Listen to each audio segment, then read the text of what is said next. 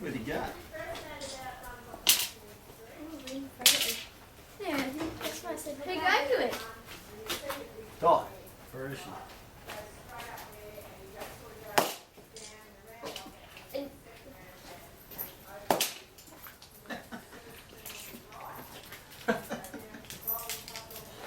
Love them.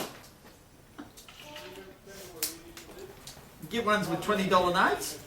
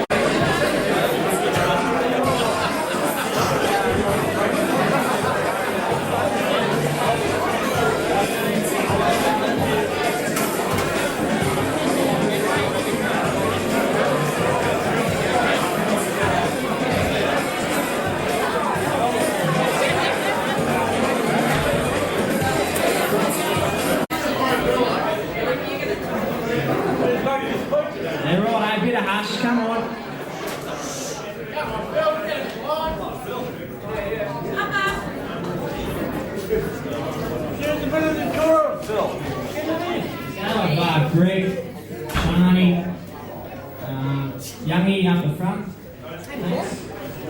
And Paul. Where's Paul?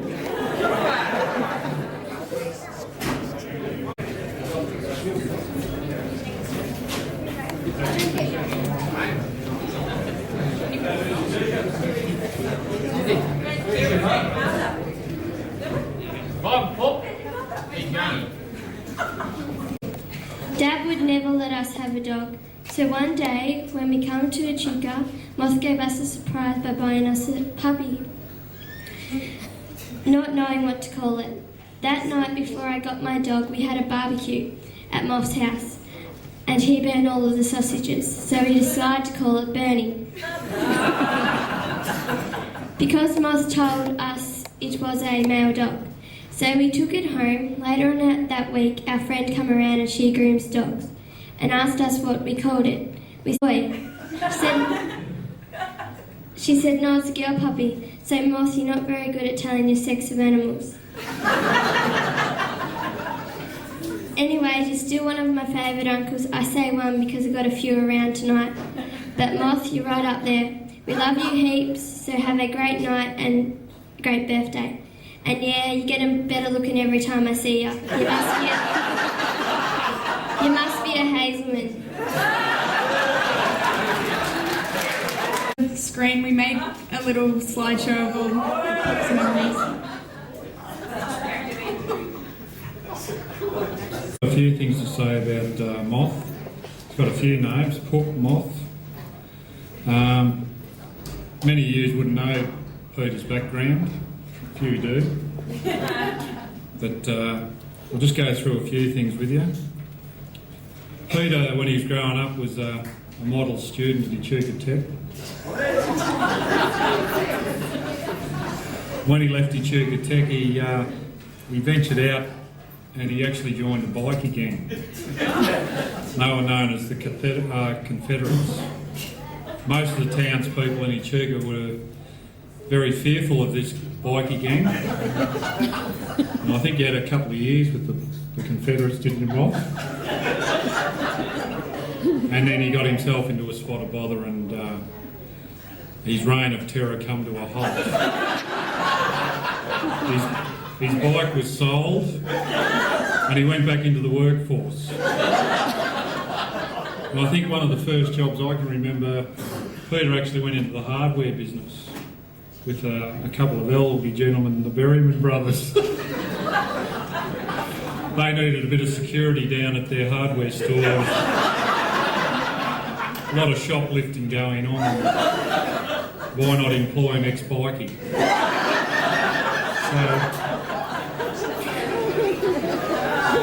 So, Moth started his career at better things. He went out to the hickory factory out on Cornelia Road there, and he became probably the assistant managers of probably 200 women. Maybe this was another arm of the bikie gang. He was actually the only male in this 200 lady business. So maybe the scouts were out. He may have still kept his alliance to the bikie gang. Anyway, he did find Kerry there. So all good things came out of that. Then he went on to Rich River Golf Club and the Sports Club. Done a bit of work there. And then, as most of us know, he went into the trucking magnate business. Joined forces with Butch for a year or two, and Butch went on to other things, and then Peter became Rich River Freight. And it's a well-known fact now that he's up there with Lindsay Fox and these blokes. And if you're driving up around Denny and Hay and that, you see this sign on trucks. They normally have, you're passing another fox. But there's actually trucks up that way now that you're passing another pup. Put your wipers on.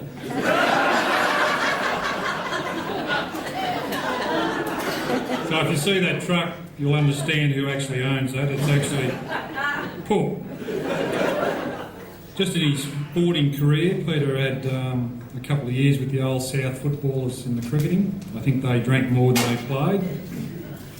But I had the pleasure of actually having a couple of years with Peter here at Echuca South, the old Echuca South, and thoroughly enjoyed those couple of years. We actually played in a grand final together. We weren't good enough to win it, but thoroughly enjoyed those couple of years here with him.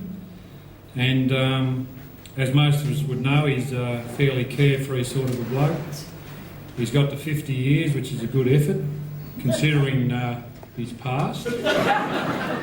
And on behalf of all of us, the Hazelman family, and most of your close friends and whatever, we wish you all the best on this day, and hope there's another 50 years in you yet, Moth. And who knows, that moustache might grow back.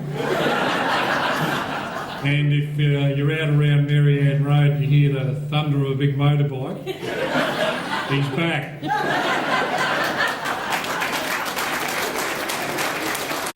Anne and I have lived out at Marianne Road for about 12 and a half years or 13 years coming up, and I met Peter with Echuca United when they used to live in Tower Court, dropped some under 14s, thank you Lynn, and dropped some stuff around him. I didn't know him that well. He just told me it was a gun sewing machine, apprentice of the year, only one in Australia or something like that. I said, who gives a shit really?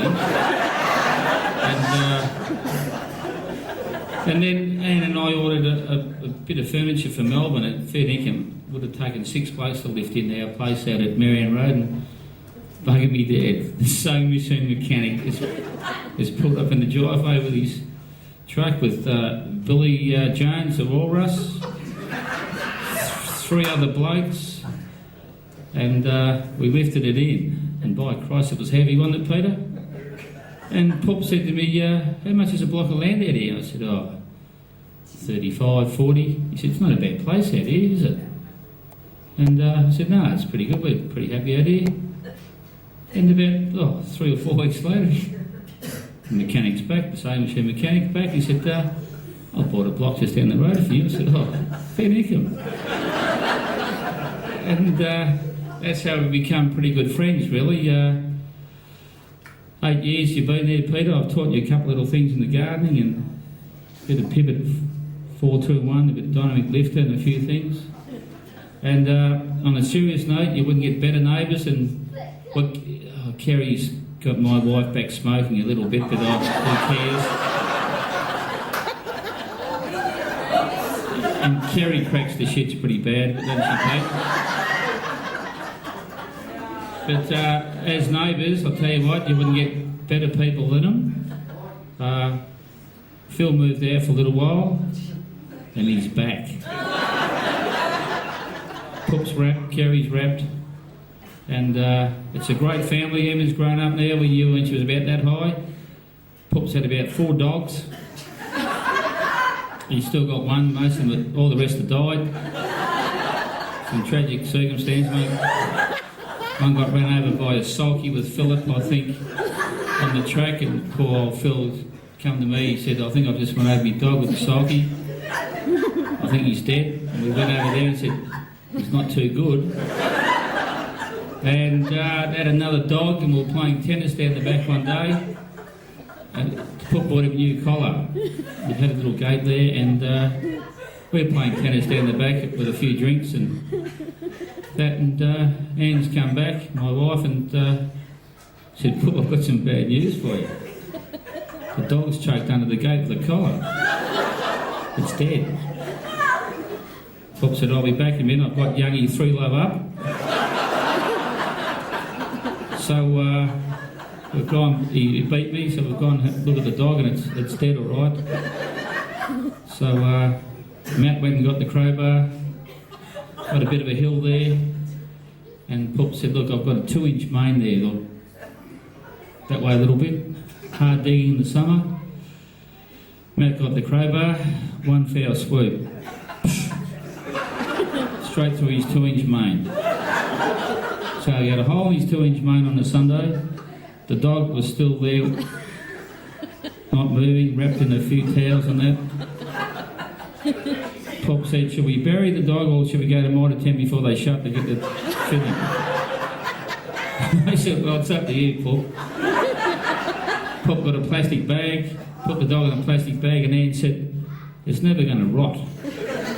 Wrap it up in a towel. I went and got a bag of lime, and we did the right thing. I think, Matt, you still owe me about $12 for that fitting, for that 2-inch fitting there. And just on a lighter note, I suppose I've been saying to Pook for years, let's go to Tamworth. So last year he went. He said, Youngie, I don't drink till 3 o'clock in the afternoon if I'm going. I said, that's all right, Pook, you please yourself. Well, I can tell you now, his watch is absolutely buggered. He started at 11 every morning, and he said, you drive the first 12 hours and I'll drive the last hour.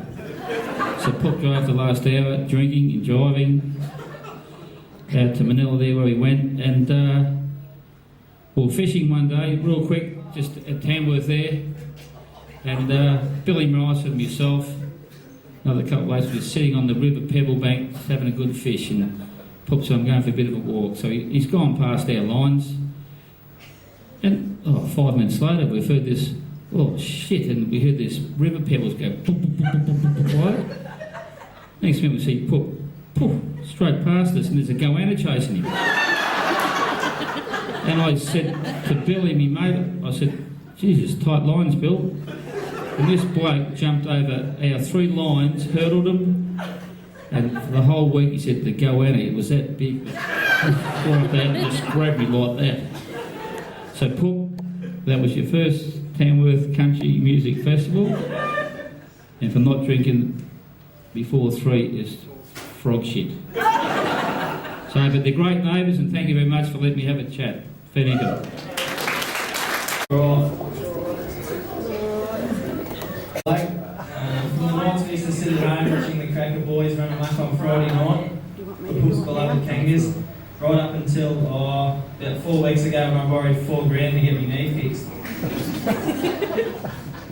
He's told me how many best and fairest awards he's won and all this other crap, and he seems to have every achievement going in sport. He's playing basketball Monday night. Anybody can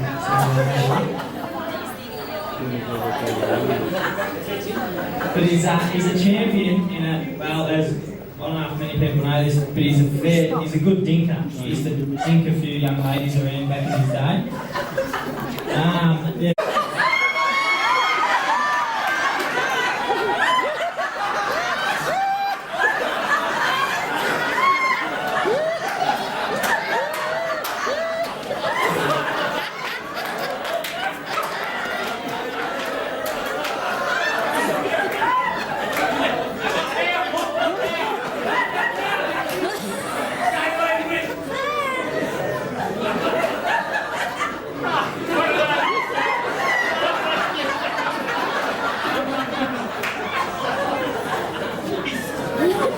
Mother's here.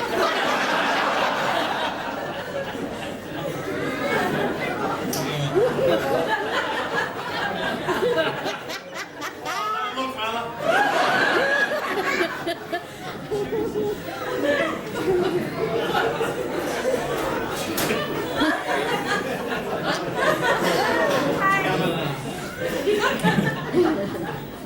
I hope you enjoy it, Poop. Anyway, Poop's got a few one-liners. A few people might know a couple of these. He repeats himself a little. I know myself that at about 8 o'clock on a Sunday morning, just had a big night. Poop loves nothing better than opening up the sliding door, coming down the hallway, and just slamming my door open and said, "Get up, get moving. It's a beautiful day in Marion Road." Poop, he'll be sitting down, he's just had a big day at work, he's done 14 hours, he's done it tough. Emma and Mum will come in talking about the day's problems. Poop will just look over and he'll look back and he'll say, "Girls, at the end of the day you've got to ask yourself, who really gives a rat's ass?"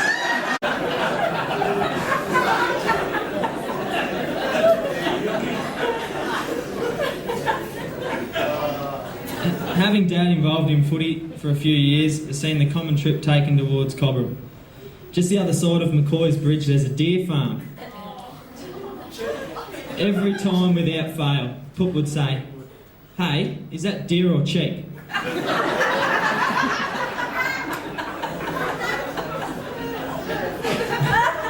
From then on, Poop would get on a roll.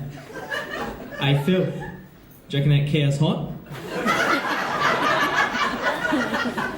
"Nah, mate, he's freezing."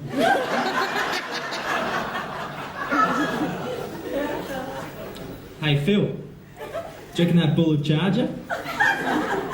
"Nah, he'd probably do it for free." That was all well and good, yeah, a few laughs, but one day Poop took it another step. Driving along, just listening to music, nice and relaxed, Poop's got this urge. Winds down the window, 100 miles an hour, hangs his head right out and he's screaming at the top of his lungs, "Billy! Billy!" He's just screaming it. "Oh, I shit myself, I've gone where?" Like, I thought, Uncle Bill, where? Like, then he just calmly winds down the window like nothing's happened and said, I was just saying g'day to the billy goat back there.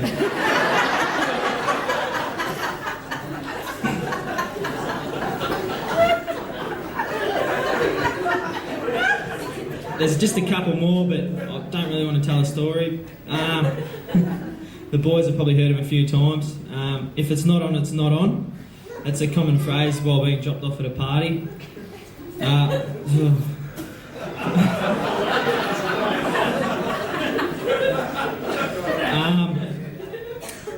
Once the head's in, the rest follows.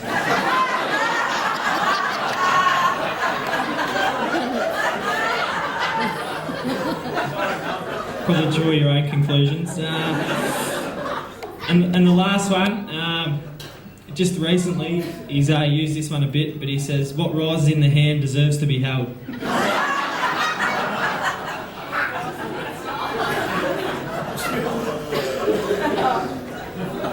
Growing up with Dad has been full of laughs, from the time we nearly got in a punch-up with the neighbours because it was Friday night and we had footy the next day, to listening and playing under him as a footy coach. Pup, the Kevin Sheedy of the Murray League, had some weird things to get the boys over the line. One day he asked everyone to close their eyes. Pup looks up and sees this young bloke, eyes wide open. He screams, close your bloody eyes. The poor kid, who's 12 at the time, he goes, Pup, I can't, I've got a walk eye.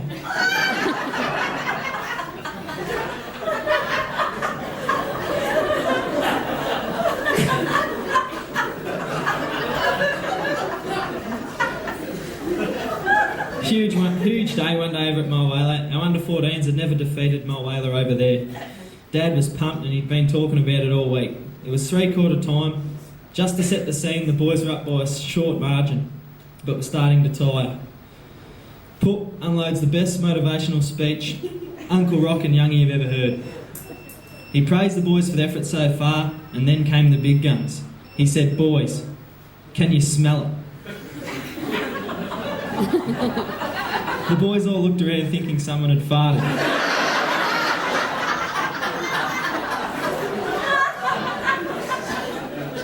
Rock and Youngie in hysterics saying, smell what? Pup screams victory and the boys record one of the best wins ever. Later that year, Pup's team was destined for a successful finals campaign. It went horribly wrong and everyone was crook.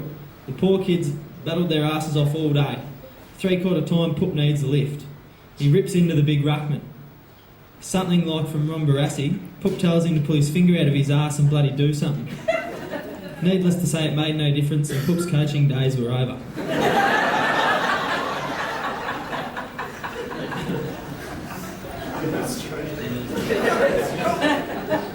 Over the years, I'm sure a few blokes here and myself, I've seen some of the best hamstring and calf pulls in history. One day I fondly remember Dad and I were in the park and Pup was in form.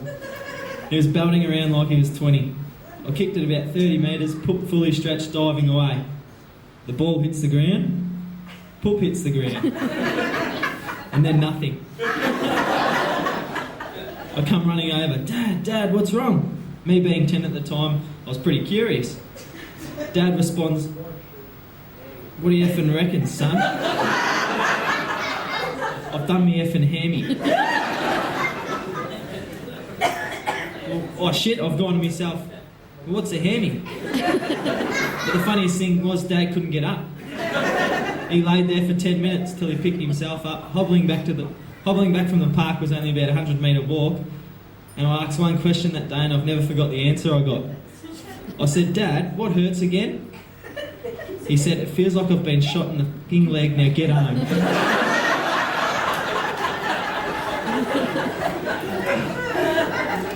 In all honesty though, Dad was always my idol growing up, and I reckon if I had the choice of any dad in the world, I would choose Mormon.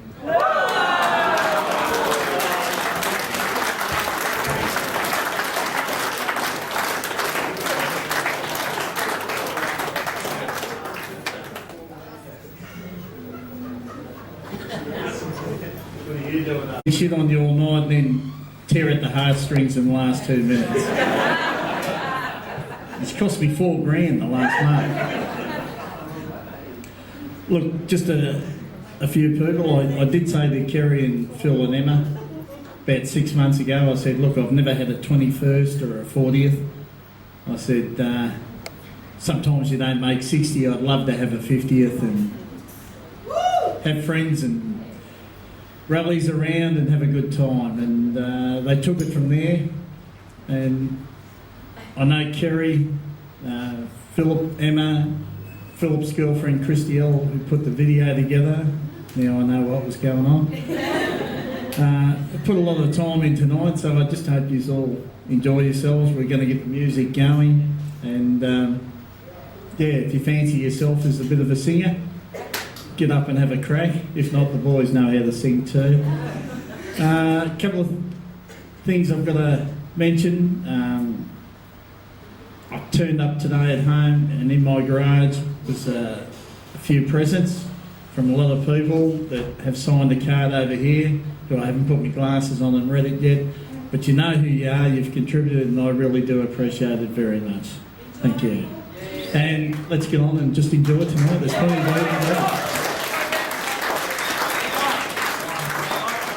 Just, Peter's got a real quick joke and I've got a quick one too. There was these two little boys in the doctor's surgery, 6 years old, and they looked at each other and said, he said, what are you here for? He said, I'm getting my tonsils out.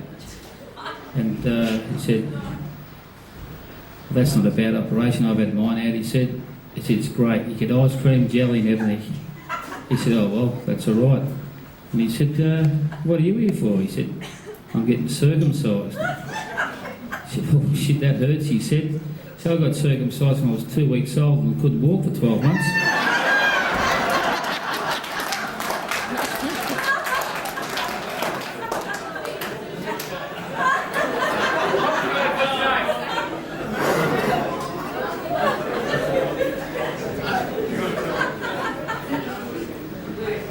Okay. There's a lot of little people here, and they know over the years that I've hung shit on them for years and years here at United. So, anyhow, there's a midget, little fella. And he's got a bit of a speech impediment, and he wants to buy a horse. So he says to his mate, can you help me out? He said, yeah, go round to this horse dealer, he'll help you out. So around he goes. Rings his mate up and he says, look, little fella's come around, he's got a bit of a speech impediment, help him, he wants to buy the horse. So the little fella comes around and he goes, come on, look, eyes. Like goes, oh, yeah, all right. So he lifts him up, looks at his eyes, puts him down. He goes, check your ears out. So he lifts him up, checks his ears out, puts him down. He goes, can I look at his mouth? Like, Jesus, start to shit me. So yeah, picks him up, looks at his mouth, he goes, yeah. See, what about his twat? Bloke said, I had enough of you. So he grabs him, shoves him fair up his arse, pulls him out, he goes, you seen enough? You go, perhaps I should rephrase that. Can I see a canter?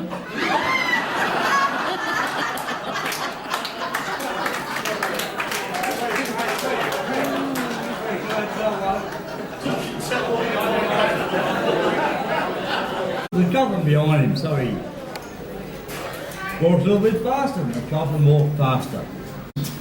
And the coffin started running. So he ran up to his house. The coffin ran up to his house. He got to his door, and he opened his door, and he closed the door, and he locked the door, and the coffin ran up the door, smashed the door open, and ran into the door. Like shit himself. Covered, and he pulls out a pot of menthol, and he puts it in his mouth, and the coffin stopped. I've just got one real quick one. Only one, Calvin. This Glenn's got a picture there in the country, and it's Saturday night. He's got a full house with his films. So everyone's there. He started the film off and everything's going magnificent. He said, well, I've been molested. He said, well, I'm sorry. So he keeps having a cigarette. Next minute, 2 girls run out. They go, we've been sexually molested and touched by this bloke, and you picked it there. He said, well, I better check this out now. Hands and knees going between the rays, just